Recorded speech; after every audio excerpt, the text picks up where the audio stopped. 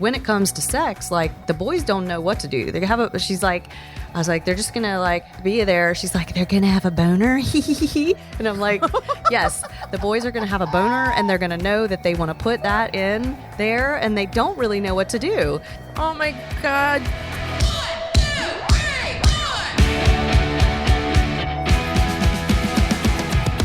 Hey, Warners, welcome to Women Your Mother Warned You About, The podcast that makes business sexy again.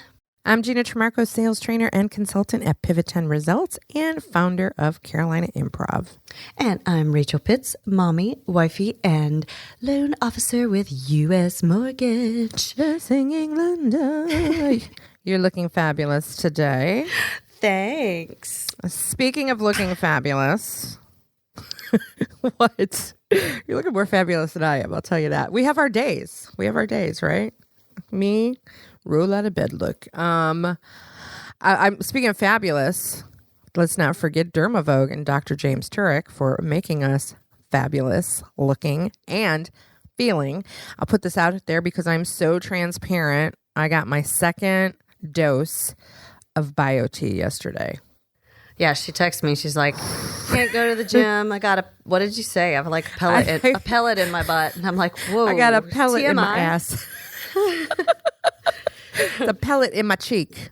It's in my left cheek. And you're not supposed to he's like, don't do any squats. I'm like, I'm actually been really good with going to the gym 5 days a week. And now I'm like, I can't go. I can't even walk. They're like, we advise you don't do it because it can pop out. Needs 24 hours. Now, to be clear, people, this pellet in her butt that we're talking about, you can go back and find Dr. Turek's episode where we discuss, but it is a hormone treatment basically that keeps Gina from killing us all. I think it's kind of basically. That's it in a nutshell. And you can feel the difference.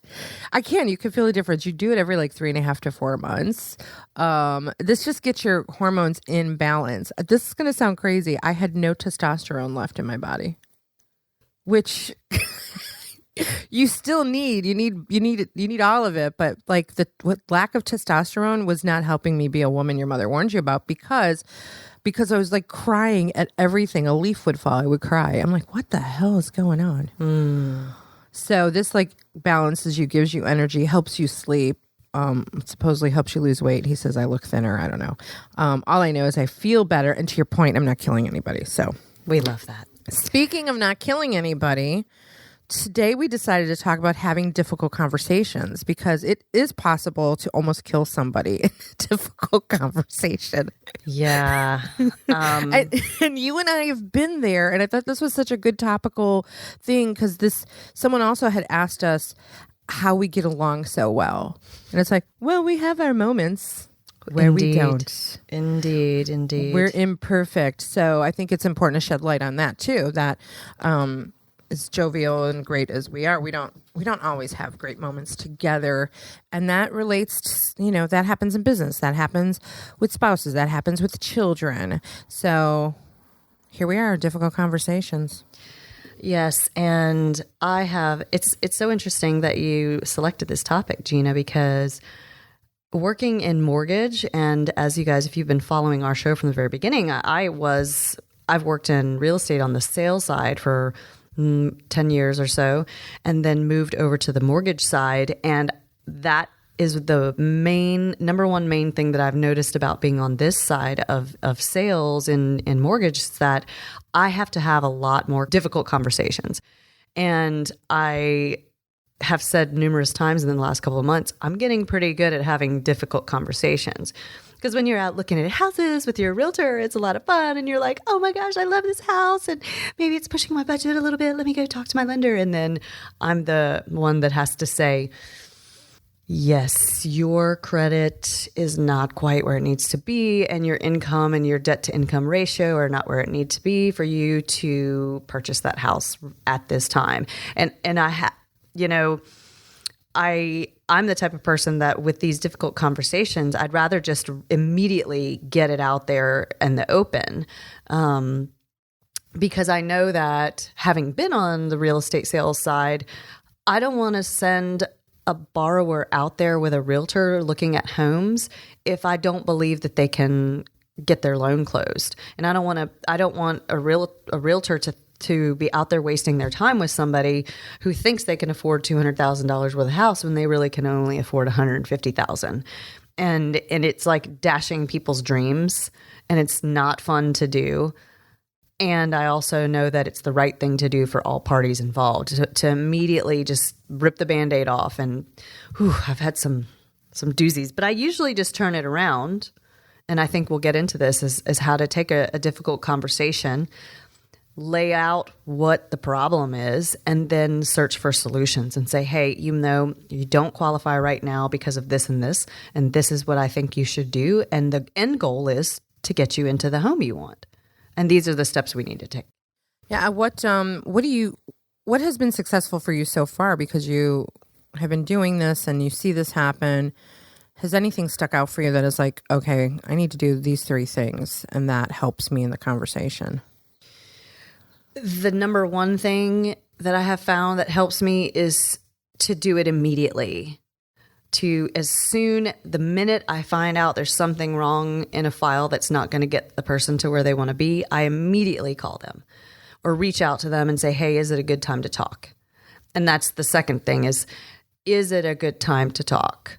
If I'm going to call someone and deliver bad news, if you will, or something difficult for them to hear that they may not want to hear, I want to find out, are you in the middle of your workday? Are you in the middle of putting your kids to bed? Like, I want to find out, hey, will you please let me know what a good time to talk is? So, do it as soon as you can. Make sure that it's a good time.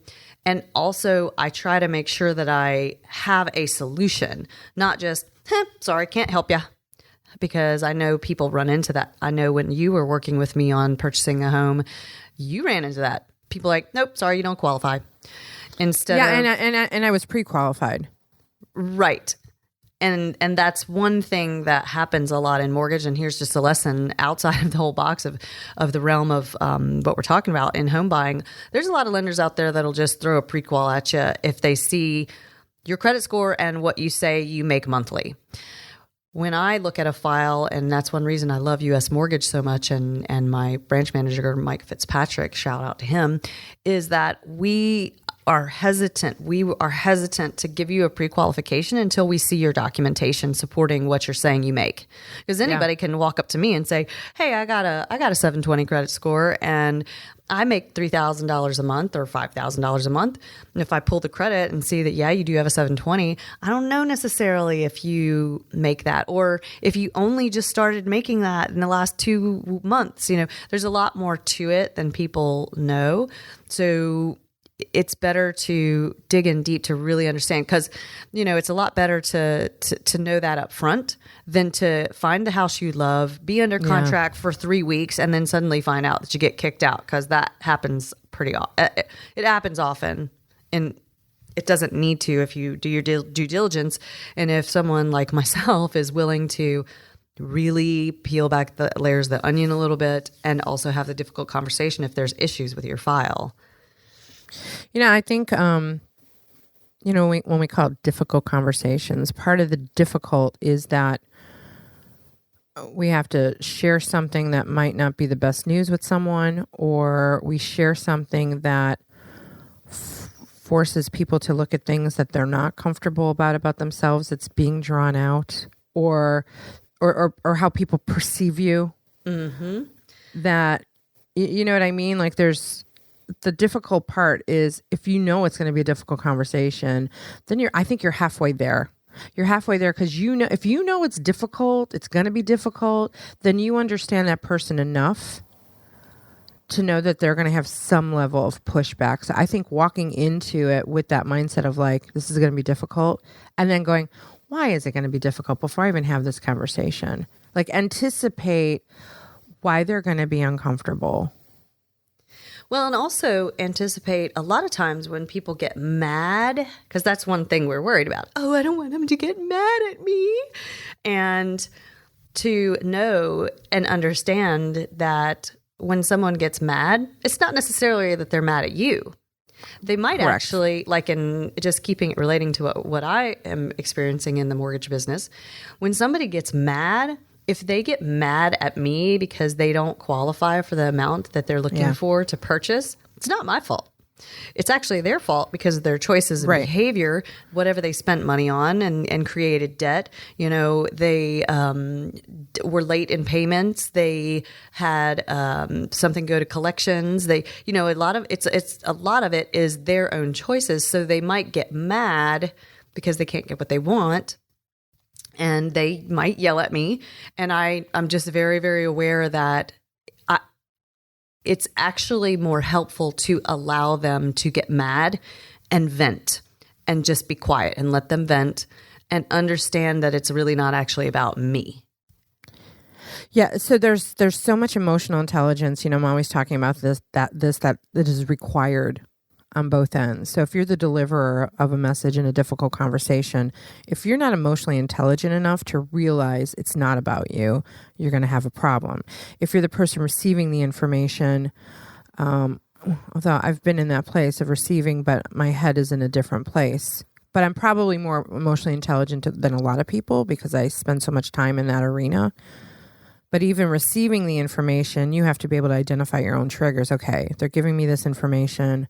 Why are they giving me this information? Sometimes people deliver difficult, messages that are their own. It's their own shit, and they're coming to you. And the reason why I say this because this was something recent that happened to me. Without going into too many details, a friend came to me.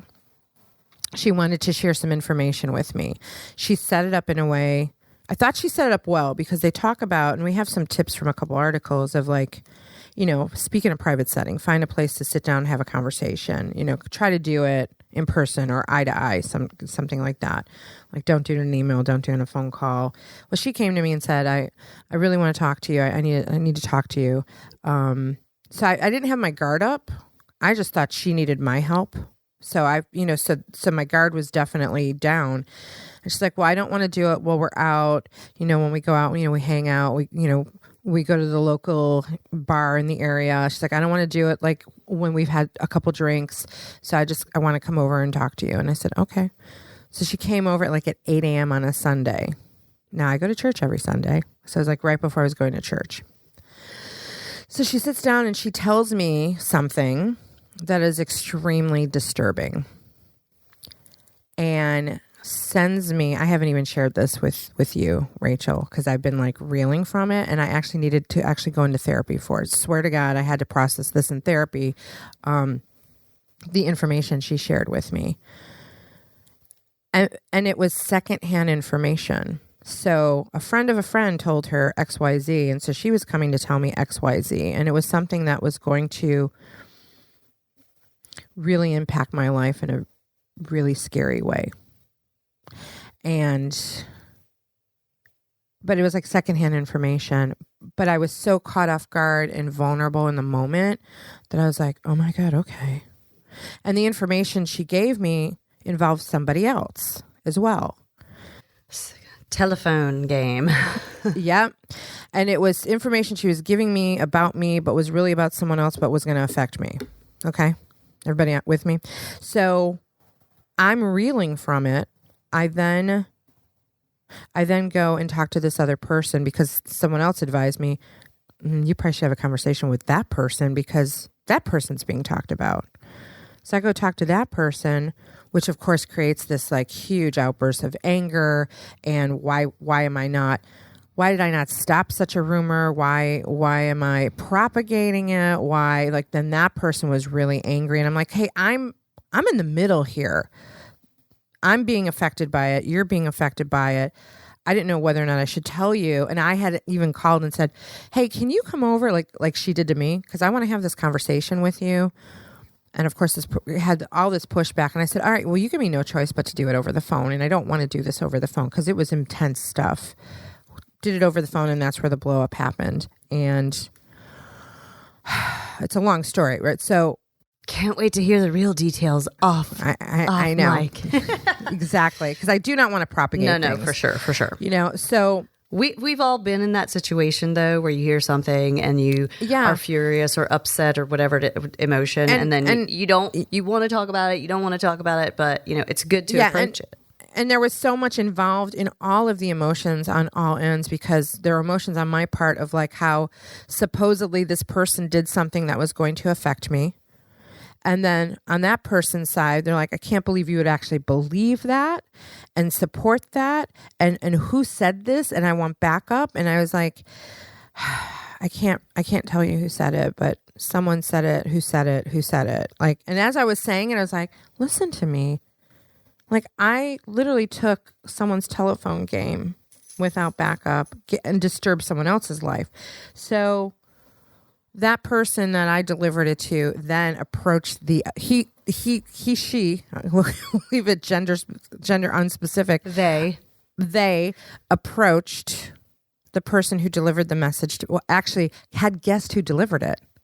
And I never confirmed it. It was just like, so did so-and-so say that? And I just didn't say a word. Yeah, I kind of thought it would be from that person.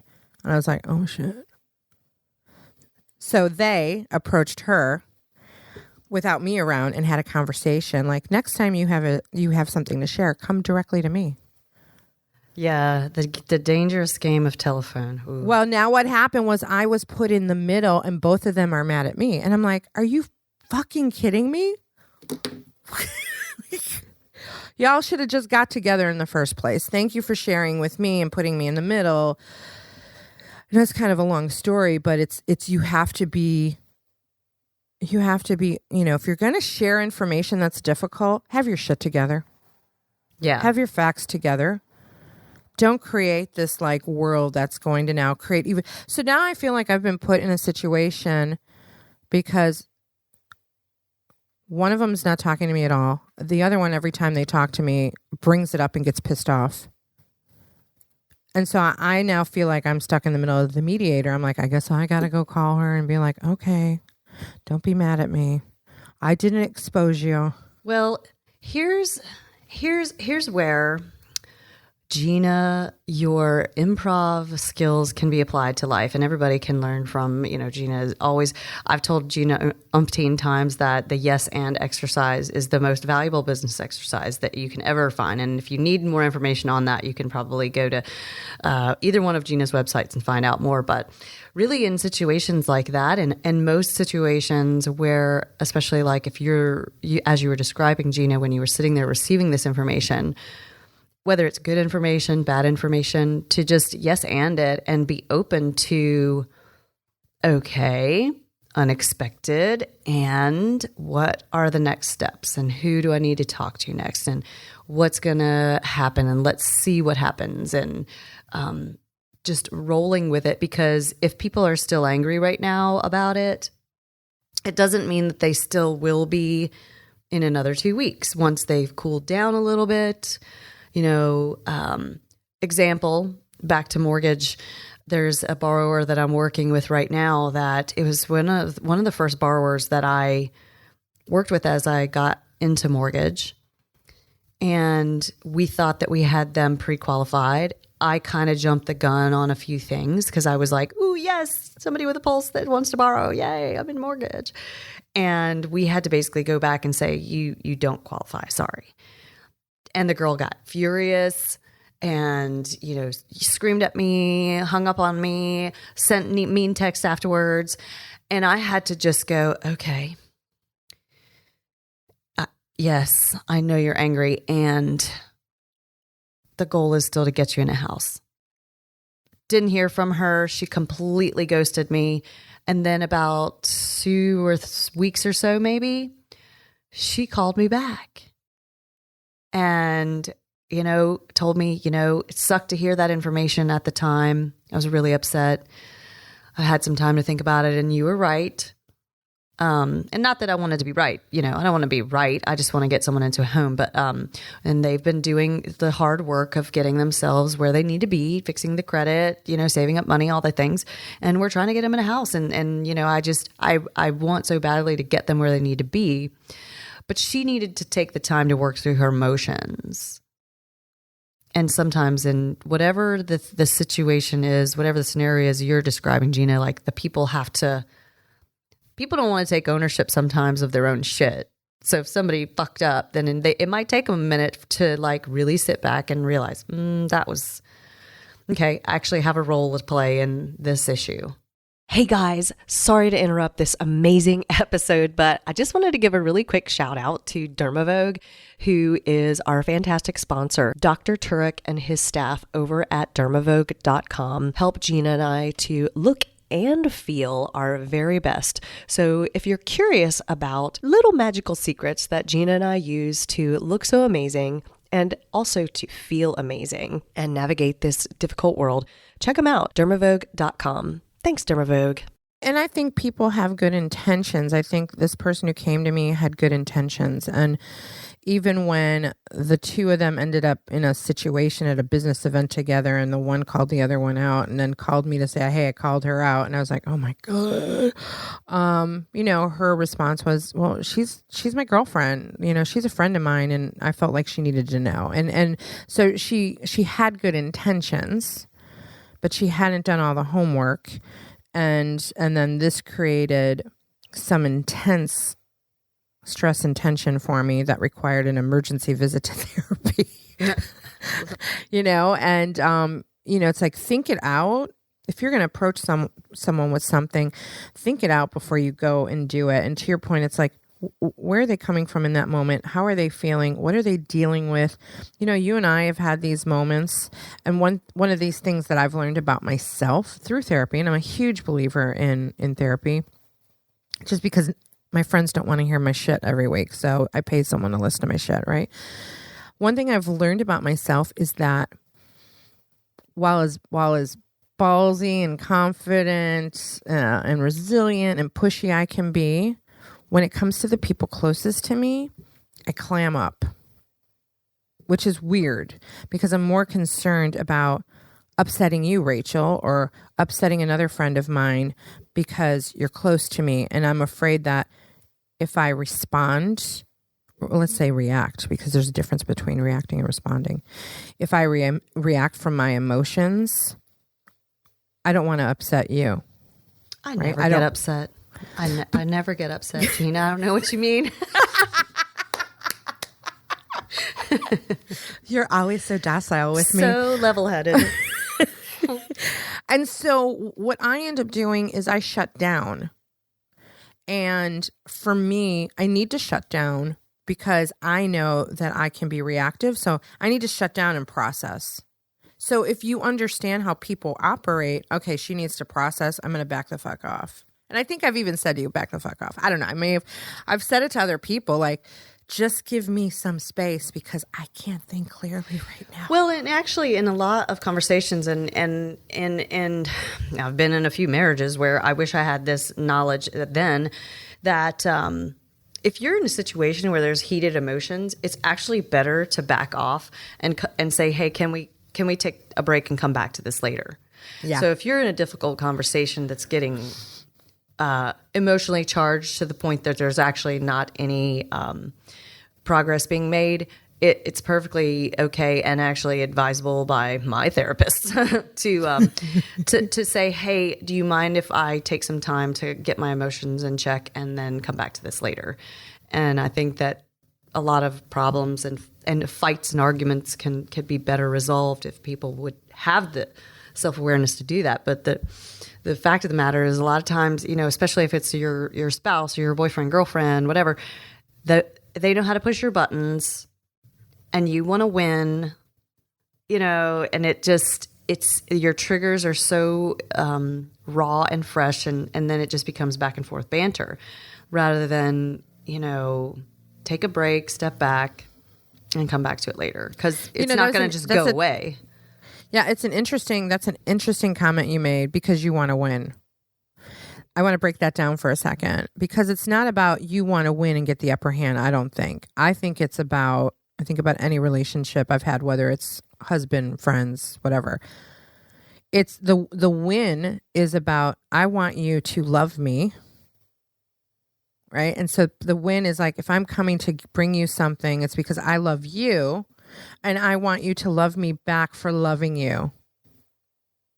Does that make sense? Like, you're bringing a piece of information to someone, let's just say on a personal basis, that, well, let's just say a marriage that isn't working, right? The fights that break out in marriages. Oh, have you seen the movie Marriage Story on Netflix? Nope. Tangent. Haven't. Oh my gosh. Hits home for anyone who's had a challenge in marriage. The fight scenes. That means everyone.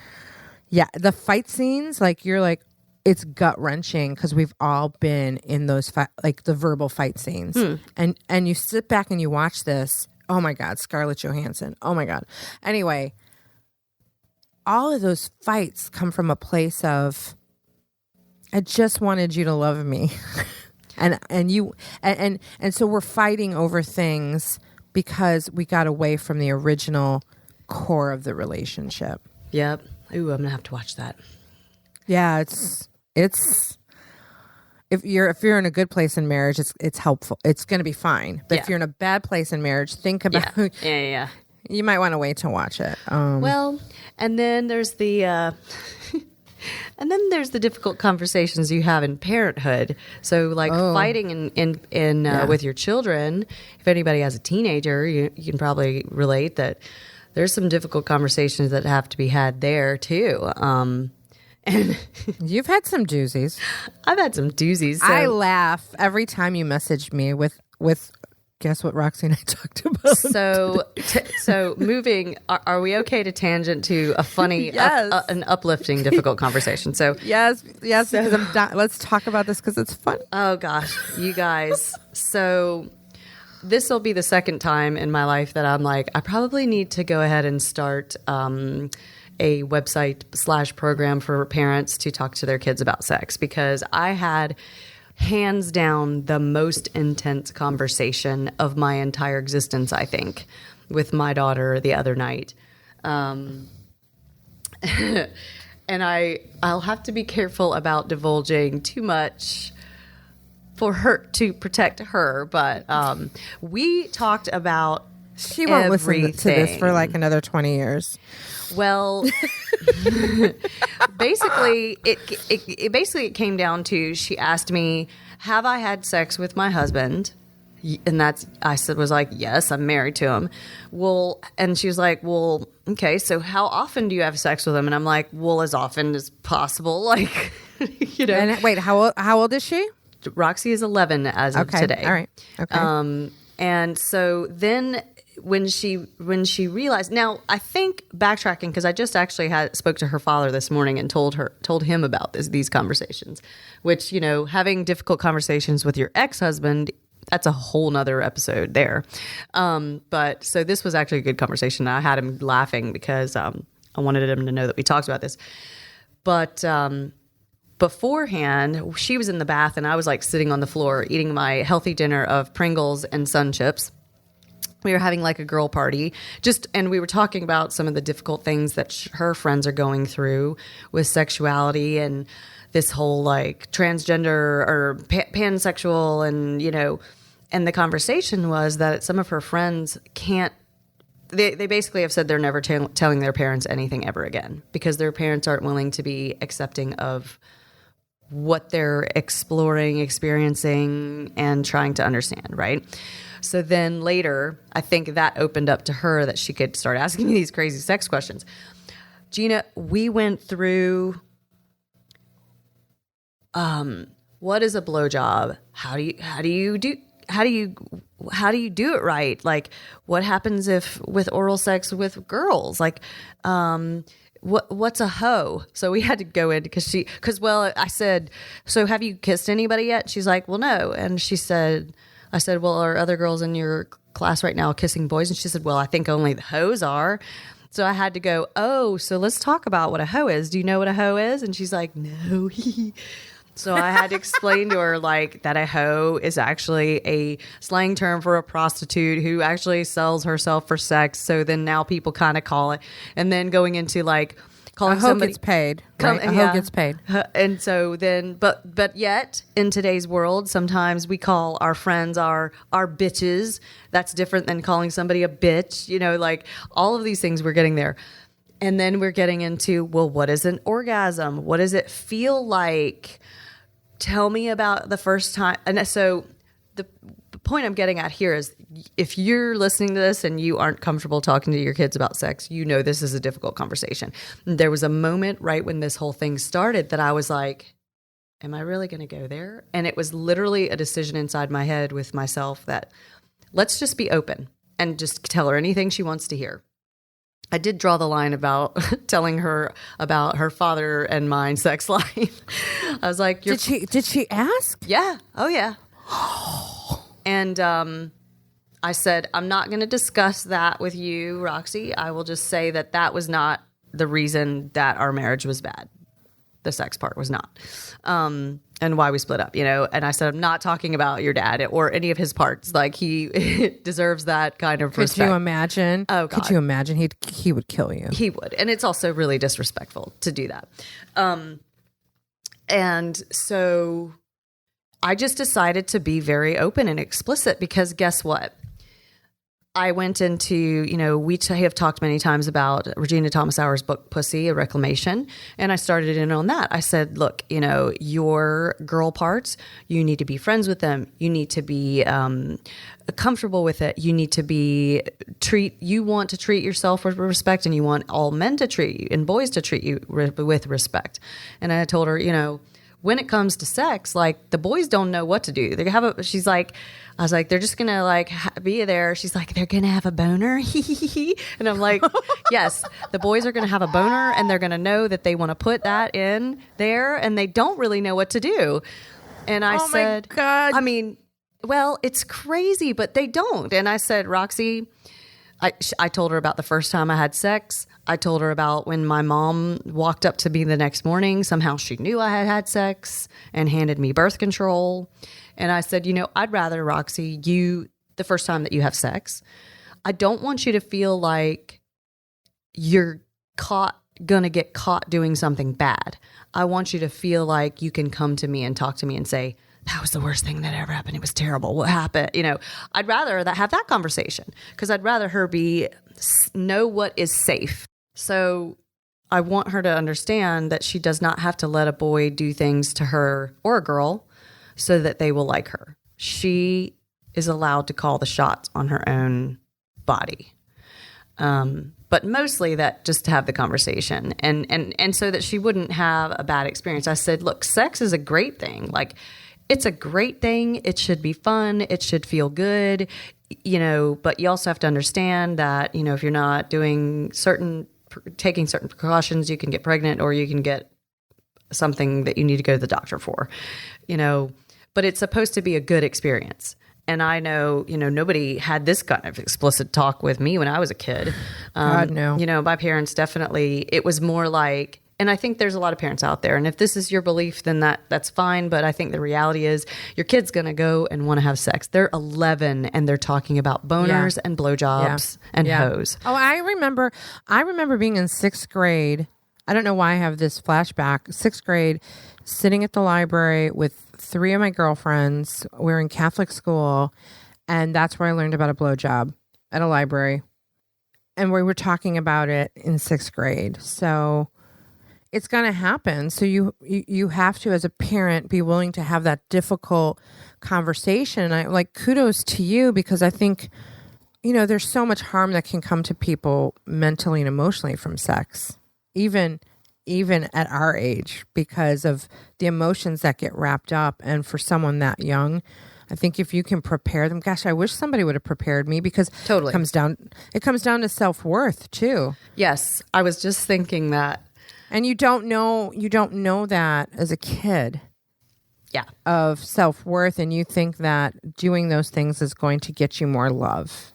Right. And I was talking this morning with Roxy's dad about this whole conversation, and I said, this is how children get in trouble with online predators. I think this is just my opinion. It's not a fact based on anything, but if you've got a kid that is curious about sexuality, and then suddenly you've got an adult that comes to the realization that they're dealing with a kid that doesn't really know what they're doing, that child is vulnerable to somebody, convincing them to try some things that are, you know, I've seen some horrifying articles online about sexual predators. But my kid, you know, I have said her in my conversation last night, I set it up with her. I said, you're going to experiment with kids your age. It's just going to happen. And I'd rather you be prepared, and I'd rather you not feel like you have to do something to make somebody like you because you don't know what exactly it is to do, right? Because I know I'm totally guilty of many, many years of thinking that I just had to let the man do what he wanted so that he would love me or even like me. Or I had such lack of self-worth, as you mentioned, to your point, that I just wanted to be validated in some way that I was, you know, good. And even my first marriage, he was the perfect example that he told me I was beautiful. He you know, and I needed so desperately somebody to tell me that I was beautiful and good and worthy. And what I told Roxy is, you know, you need to understand that you are good and beautiful and worthy without having to prove it through sex. Sex is something that's fun, but it's under your control. You are the goddess. Yeah. You are the gatekeeper. But sexual predators come into the situation because these kids, they just want to talk about it to somebody. If suddenly somebody comes along and is willing to like go, hey, have you given a blowjob? Oh, you don't know what that is? I've seen this terrifying conversation where somebody went in an experiment and like they pretended they were like 8-year-old girls on TikTok, right? Oh, and the predator comes along. Oh, well, I'd love to show you how to do. Oh, this is what you do, and da da da. I mean, it's just horrible.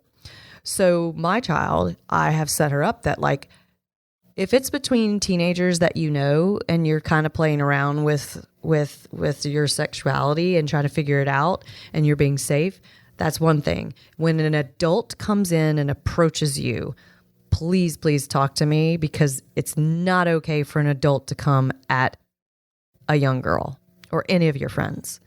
And she was like, okay. And I just, I don't know if parents have that conversation. Mostly they're like, oh my God, my child's not going on TikTok. My child's on TikTok, but guess what? Her TikTok account is attached to my phone number. So the only way you can private message on TikTok is if you enter a phone number, and it's my phone number on her account. So, they're going to find it. They're going to find porn online. They're going to, even if you put parental controls, guess what? They're going to find it on their friend's phone. They're going to look at it. They're going to experiment, because guess what? You did too, Mr. and Mrs. Judging me right now out there. Mic drop. Yeah. Yeah, absolutely. They're going to find it's like, it's the takeaway, like in sales. If you take something away, then they want it more. Right. Unless you can't afford me. Yeah. I'm going to take it away. Then they want you. Yep. Unless you're a 43-year-old woman out there who never has had sex, and maybe, props to the people that save themselves and have sex when they marry somebody. Because hey, Rachel, they're not listening to this. That's show. Right. They're not. Yeah. But I definitely think, was that a difficult conversation with Roxy? Hell yes. But did I flip it and make it a fun conversation? Yes, it was fun. And the funny thing is, like, it was about 45 minutes of this, like, questions like you wouldn't believe.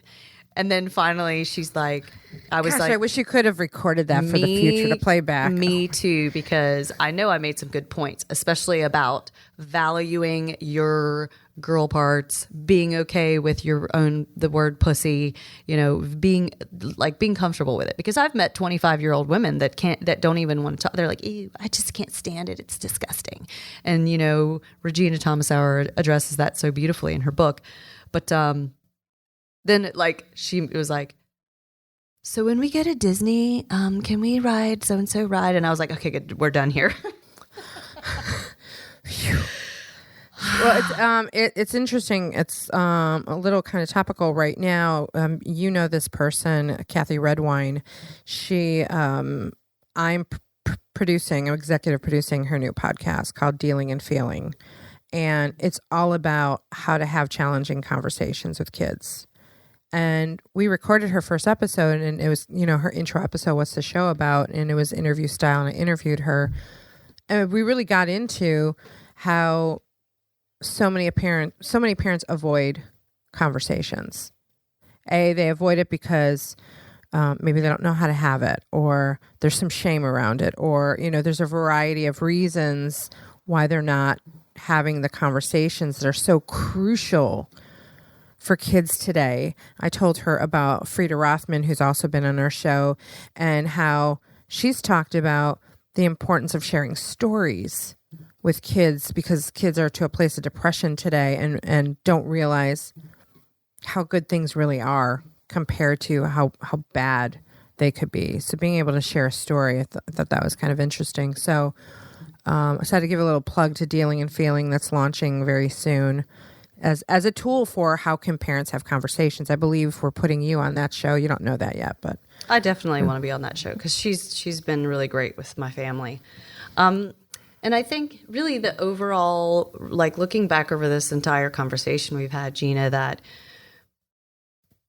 is to reframe what we consider a difficult conversation and realize that there's so much good that can actually come out of being brave enough to have the difficult conversation, being vulnerable. I was vulnerable with Roxy about how just ignorant I was when I first started in my own path of learning what sex was and to deal with that, and being a kid and being a woman and getting married and all these things. Like, you have to be willing to be vulnerable. You have to be willing to be open, and you just have to be willing to realize that there can be a good result from a bad situation. Yeah, it's kind of my concept on failure in improv. Like we train to fail, because then we're open to anything or able to get back up without, it makes us more resilient and not worry so much. And again, thinking about difficult conversations in business, there's so many of those. So kind of like one more, point to kind of close out the show, that whether you're in a situation, selling is difficult conversations, because as the seller, you're going to get pushback and you don't know how to deal with the pushback. As the buyer, you're going to give pushback and you don't want to necessarily do that because they might not love you anymore when you say no to them. And so it's difficult for the buyer. It's difficult for the seller. If you're in situations that there was an article I read, and we'll post some links to some articles on how to have difficult conversations, because there's some good, here's the 10 ways to do it. There was a reference to how to tell someone they have bad hygiene. Nobody wants to have that conversation. I've actually done training around it. How do you have that conversation about hygiene? Nobody wants to do that. But you also need to look at both sides. What are you learning about yourself when you bring a difficult conversation to someone? And what are you learning about yourself when you're receiving it? It's both parties are learning something, and both parties have some kind of emotional stake in it. It's my 2 cents. That's my 5 cents. This was I think this was a good conversation about conversations. Hopefully there's some helpful tidbits in there, and we referenced several episodes that were previously recorded, and you can find those and all kinds of also fun free downloads at womenyourmotherwarnedyouabout.com if you're already not there listening to this one.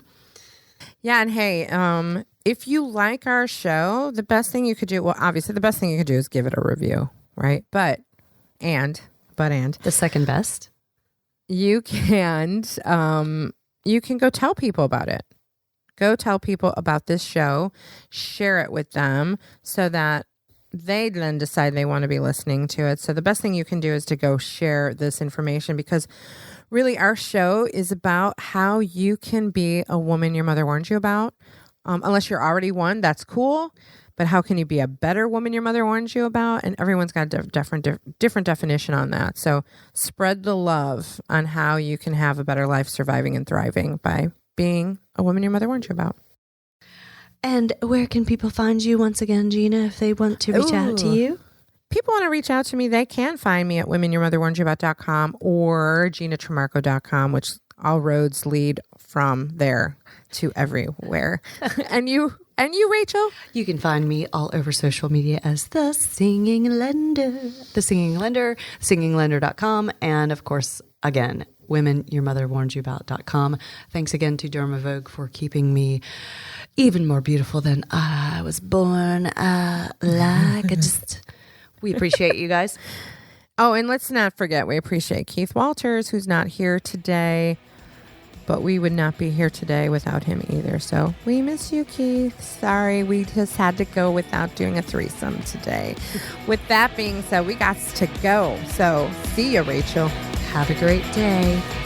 Bye, Warners. This really will get serious soon. Yeah, it doesn't have to. I don't think anybody wants it to be serious. Women Your Mother Warned You About is a Pod About It production. You've got a great idea. Let's pod about it. Visit podaboutit.com for more information. Woof, woof. Monkey, monkey.